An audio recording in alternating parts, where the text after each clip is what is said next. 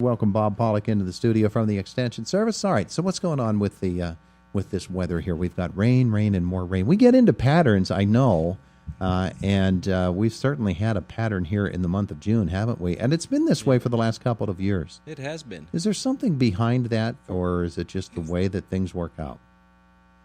I'm not a weather forecaster, okay. So I'm not going to get into that with you.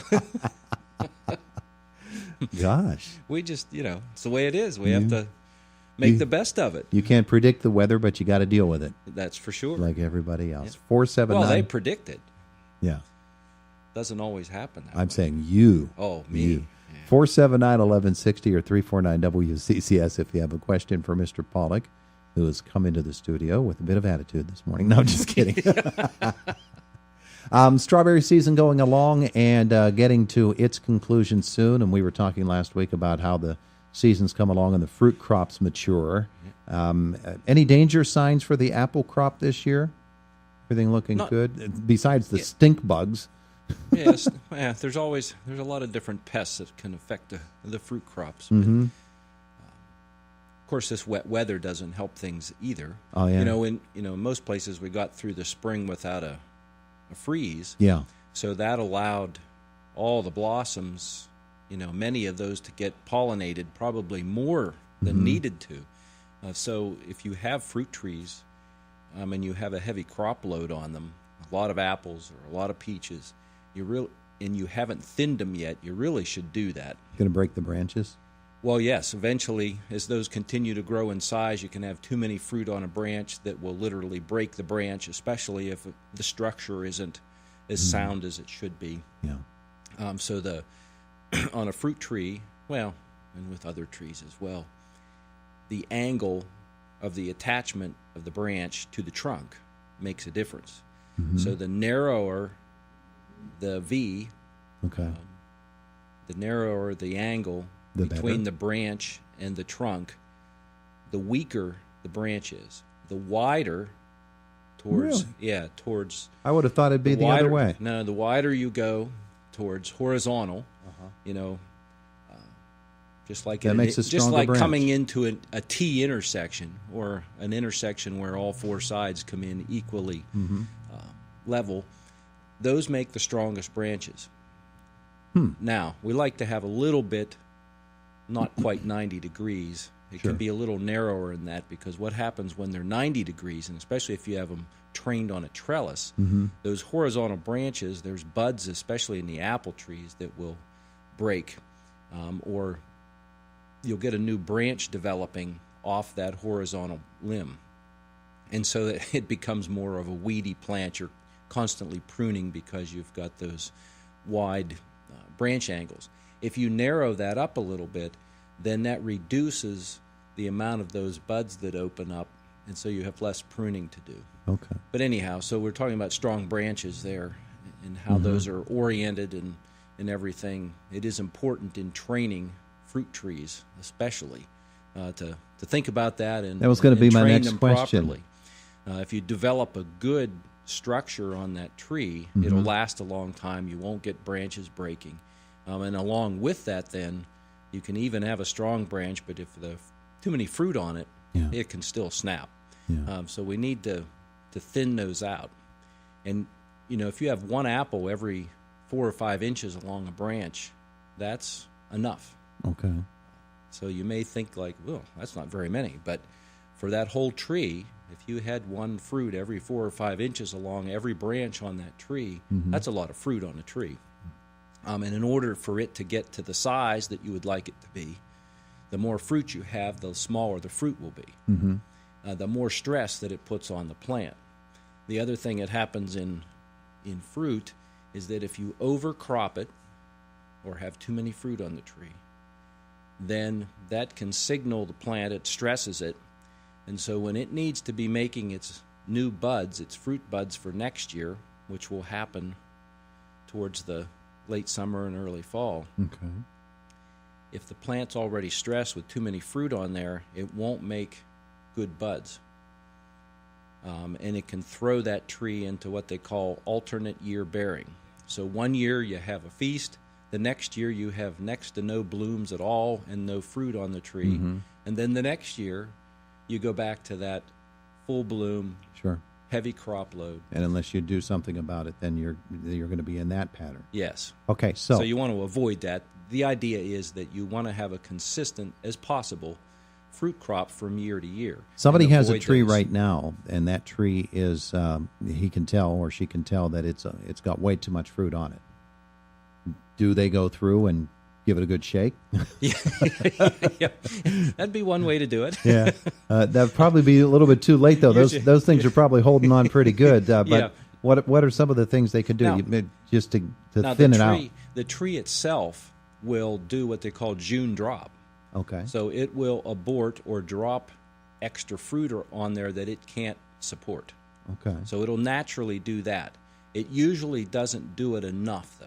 There won't be enough fruit fall off. So you can have the whole ground covered with little apples, and you think, whoa, I'm lost everything, but then there's still an awful lot in there. So then what you do is you go through and you pinch out those extra fruit. Okay. And remember on an apple that you've got the primary bloom, or the king bloom, they call it, which is at the center, and then you have several fruit flowers around that originally. So when it flowered, if you look closely at the flowers, there's one in the center, and then you have others going around that. Okay.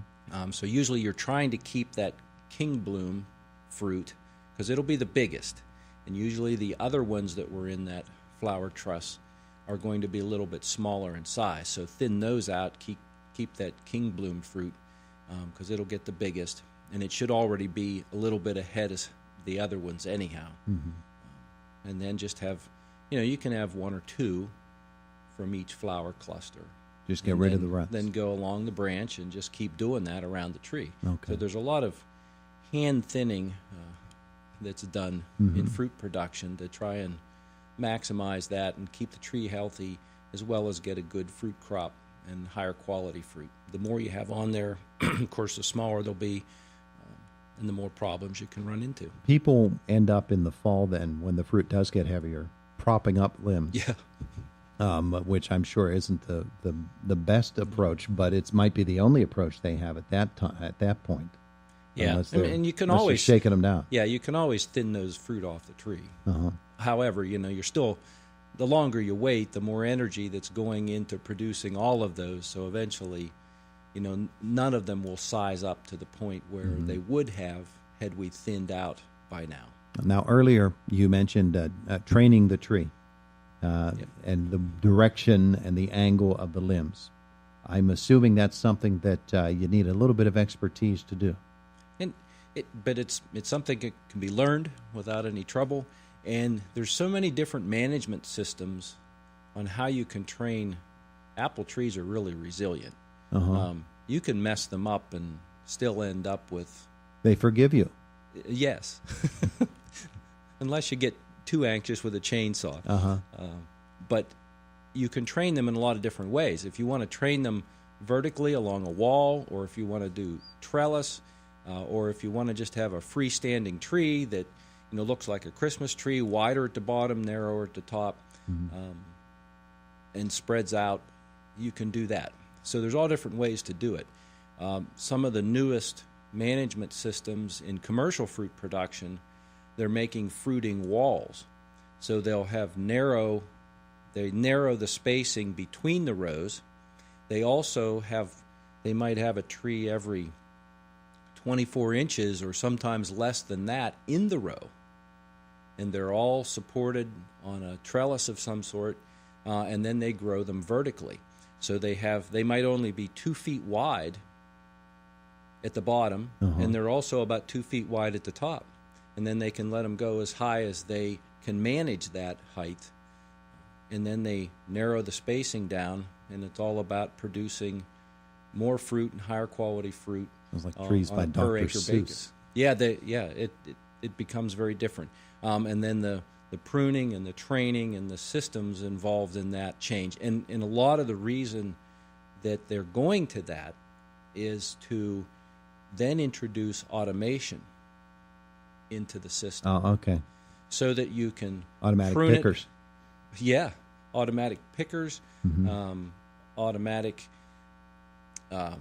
GPS-controlled equipment that can go through those rows. They can map that out, and then that machine will follow that. And platforms have become fairly common, where you might have 4 or 5, 6 workers that ride on a platform, and so then they can prune, they can thin, they can in larger orchards they'll use pheromones to mate. They call it mating disruption. So there's some of the insect pests that can be a problem, and so there's these little twisty ties that they tie up in the trees.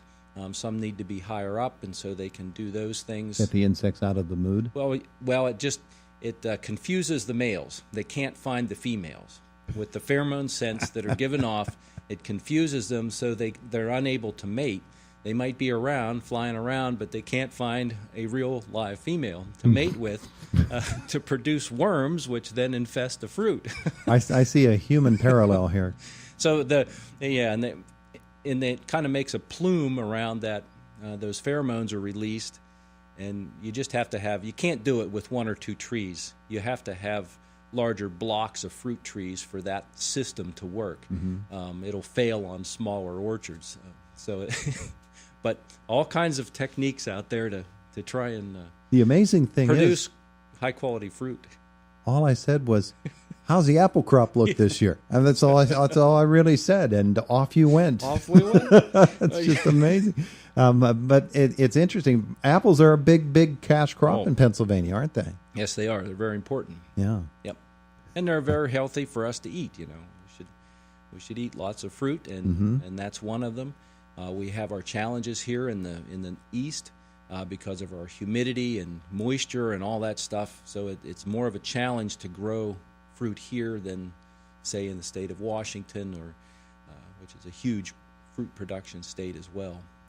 They have different climate there, so some of the things are easier for them to do than they are here. But we have a lot of people dedicated and do a great job at it. And remember, just because an apple has a bruise doesn't mean it's not good to eat. That's true.